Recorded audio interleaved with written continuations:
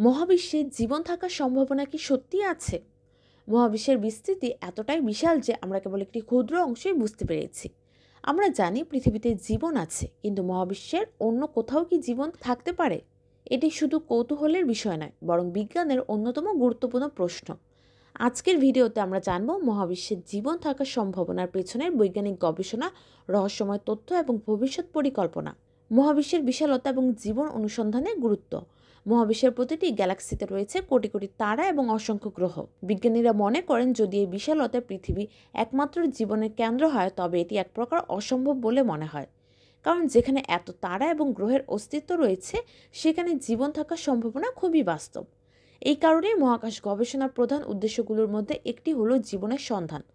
আমাদের সূর্যের মতো নক্ষত্রের চারপাশে প্রদক্ষিণ করা গ্রহগুলোতে জীবন থাকার সম্ভাবনা খুঁজতে বিজ্ঞানীরা কাজ করে যাচ্ছেন। জীবনের জন্য প্রয়োজনীয় শর্তাবলী এবং সম্ভাব্য স্থান।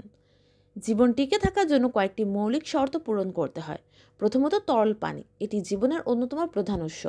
পৃথিবীর জীবনের অস্তিত্ব পানির উপর নির্ভরশীল। মঙ্গল গ্রহে একসময় তরল পানির অস্তিত্ব ছিল বলে প্রমাণিত হয়েছে। এর পাশাপাশি ইউরোপা ও এনসেলাডাসের মতো চাঁদগুলোতেও বরফের নিচে বিশাল সমুদ্রের সন্ধান পাওয়া গেছে। দ্বিতীয়ত, একটি গ্রহকে গোল্ডিল কস জোন বা বাসযোগ্য অঞ্চলে থাকতে হবে, অর্থাৎ গ্রহটি তার নক্ষত্র থেকে এমন দূরত্বে থাকবে যেখানে তাপমাত্রা জীবনের জন্য উপযুক্ত। খুব বেশি গরম বা খুব ঠান্ডা পরিবেশ জীবনের জন্য প্রতিকূল।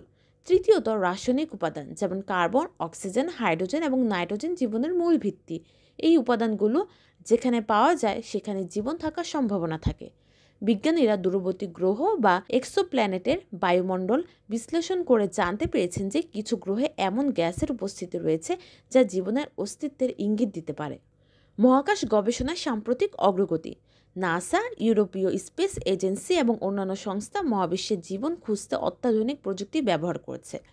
মঙ্গল গ্রহে কিউরিওসিটি এবং পারসেভারেন্স রোভার জীবনের সম্ভাব্য চিহ্ন খুঁজছে। মাটির নিচে জমাট বাঁধা পানি এবং মিথেন গ্যাসের উপস্থিতি প্রমাণ করে যে একসময় মঙ্গলে প্রাণ টিকে থাকতে পারত। বৃহস্পতি, চাঁদ, ইউরোপা এবং শনির চাঁদ এনসেলাডাসে গবেষণা চলছে। এনসেলাডাসের বরফের নিচে থাকা সমুদ্রের পানিতে জৈব উপাদান থাকার সম্ভাবনা বিজ্ঞানীদের উত্তেজিত করেছে। জেমস ওয়েব স্পেস টেলিস্কোপ আমাদের নতুন তথ্য দিচ্ছে। এটি দূরবর্তী এক্সোপ্ল্যানেটের বায়ুমণ্ডল বিশ্লেষণ করে জানাচ্ছে কোথায় জীবন থাকার সম্ভাবনা বেশি। জীবনের সম্ভাবনার চ্যালেঞ্জ। মহাবিশ্বে জীবন খুঁজতে গেলে অনেক বাধার সম্মুখীন হতে হয়।